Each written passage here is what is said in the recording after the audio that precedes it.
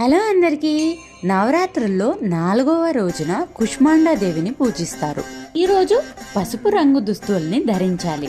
And ఇంకా టెంపుల్కి వెళ్ళాలి కాబట్టి నైవేద్యం చేసుకుంటున్నాను. అండ్ నిన్న మిస్ అయిపోయాను, కొద్దిగా చాలా ఇంపార్టెంట్ పని ఉంది కాబట్టి ఈరోజు కొబ్బరన్నం చేసుకున్నాను. చేసుకుని ఇంకా నేను మా చెల్లి టెంపుల్కి వెళ్ళాము. కుష్మాండాదేవిని పూజించడం వల్ల దీర్ఘకాలిక రోగాల నుండి ఉపశమనం లభించడంతో పాటు సమాజంలో కీర్తి, బలం, సంపదల్ని పెరుగుతాయని చాలా మంది నమ్ముతారు. కు అంటే చిన్నది, ఊష్మ అంటే శక్తి, అండా అంటే విశ్వం. కుష్మాండదేవి అమ్మవారు తన శక్తితో ఈ విశ్వాన్ని సృష్టించిందని పురాణాల ద్వారా తెలుస్తుంది. ఇంకా దీపాలు వెలిగించి అమ్మవారి దర్శనం చేసుకుని ఈరోజు అర్ధనారీశ్వరుడి అలంకారం చేశారు. ఇంకా చేసుకున్న నైవేద్యం అందరికీ పంచి ఇంకా ఇంటికి వచ్చేసాము.